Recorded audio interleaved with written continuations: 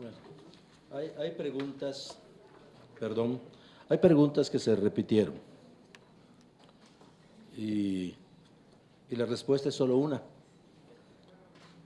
Es la misma respuesta a quien pregunta con una intención o con una percepción o en un contexto, y es la misma respuesta a quien pregunta con contexto y percepción diferente.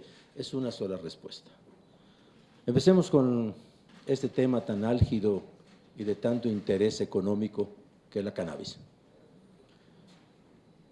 Obviamente, y digo obviamente, porque es el sentir popular y el pueblo no se equivoca, que detrás de la cannabis no hay realmente propósitos terapéuticos. Hay un gran interés económico. Dejémoslo allá. Pero contestando la pregunta respecto a la armonización de la cannabis, hagamos un poquito de historia. En el 2017 se eliminaron de un artículo que enumeraba a los psicotrópicos, narcóticos y estupefacientes. Se bajó la marihuana de ese grupo de medicamentos para darle un trato diferente. Dejémoslo allá. Se baja y se empieza a proponer con usos industriales y terapéuticos, cuando atrás hay un trasfondo, valga la redundancia. Pero nos corresponde a nosotros como brazo del sector salud y fundamentalmente para evitar riesgos a la salud, evaluar el tema de la cannabis desde el punto de vista médico y de investigación científica, privilegiando el riesgo y no el valor terapéutico. Porque en la historia de la cannabis el riesgo es evidente científicamente, con evidencia científica probado que hay daño a la salud, daño al sistema nervioso central, daño social, daños periféricos. Eso está plenamente comprobado. Ahora, no podemos ser de ninguna manera cerrados, porque el ser cerrados es dejar de ser inteligente. La inteligencia se define como elasticidad neuronal, la capacidad de incluir nuevos conceptos dentro de nuestro armamentario académico. Y no podemos cerrar la posibilidad de que dentro de la cannabis y de sus moléculas existan moléculas que son de uso terapéutico. Actualmente quiero decir y poner sobre la mesa que a nivel mundial solamente hay 6 registros sanitarios de cannabis. Solamente esa cantidad. Y no se consideran específicos para tratamiento. Son usados para potenciar anestesia,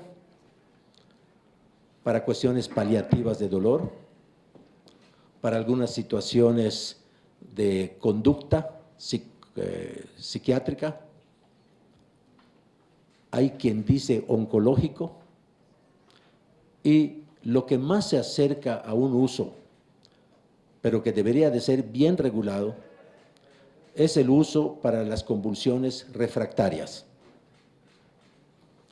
En los Estados Unidos existe el Epidiolex, que tiene registro sanitario, que ha sido desarrollado a partir de la cannabis. Ese producto es solicitado con cierta periodicidad ante la COFEPRIS por los que usan el medicamento amparados con una prescripción médica. Y nosotros cumplimos con proveerles el permiso de importación y obtenerlo. Nunca hemos prohibido un registro sanitario con cannabis.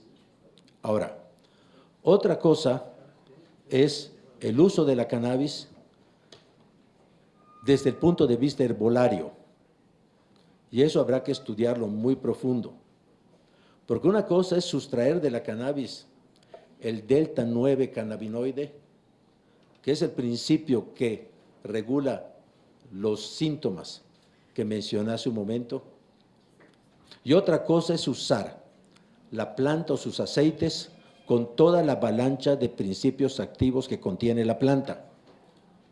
Y allá estamos violando un principio del medicamento que es seguridad, que es calidad. ¿Y eficacia? Pues la eficacia va junto con la especificidad. Entonces, tenemos que trabajar mucho desde el punto de vista científico con las instituciones que le corresponden. La COFEPRIS no tiene un área científica. La COFEPRIS se nutre de elementos científicos y tecnológicos y desde un punto de vista humanista y transparente los pone en práctica. No nos cerramos de ninguna manera a la investigación científica de la cannabis, pero que se haga con altos requerimientos y cumplimientos de los métodos, de la metodología de la investigación. La investigación de la cannabis no se puede llevar en traspatios ni en laboratorios improvisados. Debe de haber instancias a las cuales podemos recurrir para que nos apoyen en que cuando alguien solicita investigación al respecto de la cannabis, exista ese alguien como parte de un padrón de científicos investigadores y su metodología analizada y pasada a COFEPRIS para darle curso. Tengamos en cuenta que si se sacan medicamentos de la cannabis, ningún medicamento se lleva menos de 15 años en proceso hasta obtener el medicamento terminado. Una cosa es ser remedios, otra cosa es ser medicamento. Creo que con esto pienso que termino contestando lo que es cannabis. Sin embargo, si tengo que adundar ante una réplica, lo haré con mucho gusto. Respecto a la frase muy recurrida del libre desarrollo de la personalidad invocado en el artículo 22 de la Declaración de los Derechos Humanos. Me gustaría tenerlo acá, permítanme un momento. Mi opinión es que falta analizar a fondo los 30 artículos de la Declaración de los Derechos Humanos y no solamente tomar una frase que puede ser muy seductora, muy respetable, libre desarrollo de la personalidad. El artículo 22 dice: toda persona como miembro de la sociedad, o sea, no existe sola, como miembro de la sociedad, tiene derecho a la seguridad social y a obtener, mediante el esfuerzo nacional y la cooperación internacional, habida cuenta de la organización y los recursos de cada Estado, la satisfacción de los derechos económicos, sociales y culturales, indispensables a su dignidad y al libre desarrollo de su personalidad. Sin embargo, y no es polémica, es una invitación a una reflexión sana, con una mira que es un objetivo, que es la salud del pueblo de México. Sin embargo, el artículo 29 de la misma Declaración de los Derechos Humanos dice: toda persona tiene deberes respecto a la comunidad, puesto que solo en ella puede desarrollar libre y plenamente su personalidad.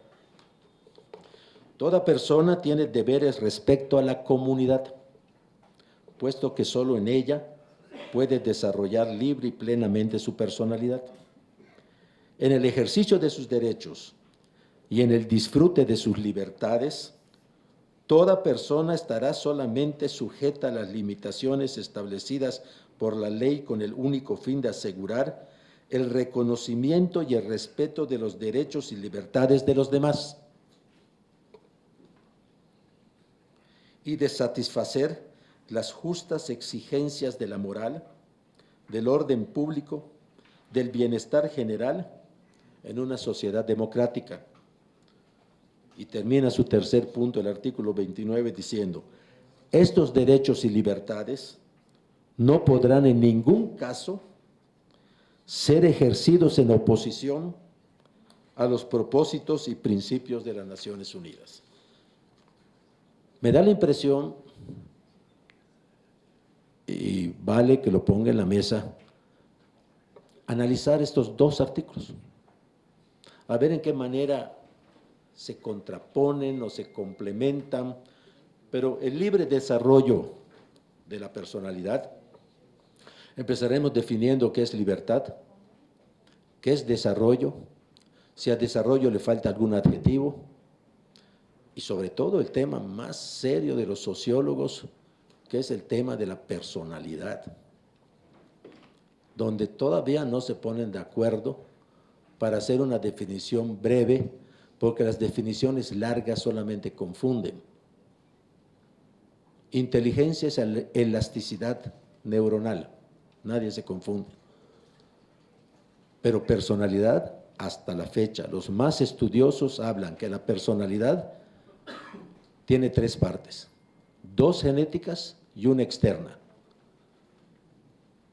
Una es el fenotipo con que el individuo nace, que lo hace diferente a los demás de entrada, sus características físicas. La otra son las características instintivas de lo que se llama temperamento, la reacción inmediata de respuesta a un estímulo. Y estos dos componentes son modificados por la educación y la inteligencia. Entonces, respeto profundamente la opinión de cada quien. El respeto es fundamental para la convivencia de la sociedad, pero el respeto es fundamental para lo más fundamental del hombre, que es la salud.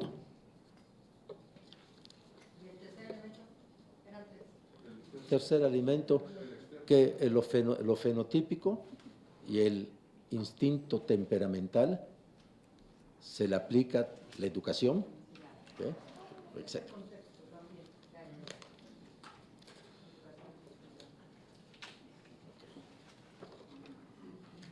Ya aprenderé a la cuarta comparecencia a ordenar mis papeles. Ok. Esto me lo preguntó doña Patricia, es personalidad. La senadora Nubia Mayorga, el desabasto. En un comunicado que hizo COFEPRIS, el primero en 9 meses, dijimos que no había habido, ni había, y nos aventuramos a decir que no habría, ni habrá